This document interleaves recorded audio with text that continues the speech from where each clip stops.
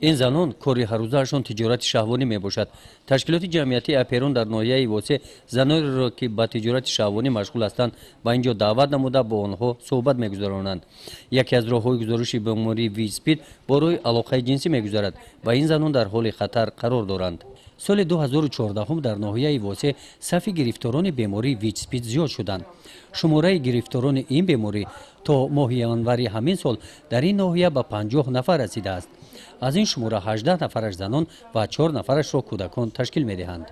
زنهایی که با تجارت شهوانی مشغولند و مردهایی که بیشتر نشه را با طرز تزریقی استفاده میبرند در بین همین پنجشنبه ویچ اسپید به نهایت بیشتر به مشاهده میرسد، به نظر میرسد. 2014 در уже 7-8 کس همین ویچ اسپید هستند.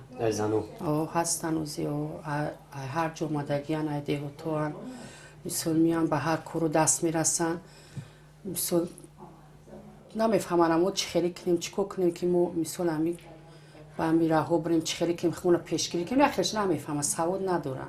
تشکیلات جمعیتی اپرون در ناحیه واسه یکی از سمت فعالیتش به پیشگیری بیماری ویچ اسپید روانه شده است. با همین مقصد با جلب بانوان در اینجا اوید پیشگیری ویچ اسپید متخصصان کارهای ترغیباتی میبرند. و در این مرکز بیشتر زنهایی که با تجارت شهوانی مشغولند اومده از خدمت رسانی مرکز ما برابر میگردند. خب در مرکز ما اصلا روانشناس است، یوریست است که خدمات حقوقی میرسونند. ما میریم از طلا و از قدای کوچه هر جا جمع میکنیم با خمون میاریم با پیش خمون میفهمونیمشون که باز همین کسل بسیار شدگیه تونه احتیاط کنین خیلی کنین اینا دخترای به پول برین خیلی کنین انالیزات نگیرین همین اخرش مجبور میکنیم وای میکنیم من خیش از نمیره و گردن نمیته. مرکز بانوان تشکیلات جمعیتی اپرون در ناحیه واسه در سمت پیشگیری بیماری ویچ اسپید از ماه январи سال 2014 با لایحه نو کار آغاز بخشیده است. زنان در مرکز بانوان با قید گرفته میشوند. برای تشخیص آنها را به مرکز مبارزه بر ضد ویچ اسپید روان میکنند. تشخیص در این مرکز رایگان است.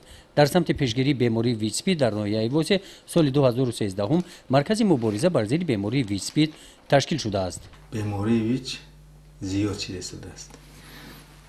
سال پرنا مثال 39 تا بود، مثال 49 تا شد.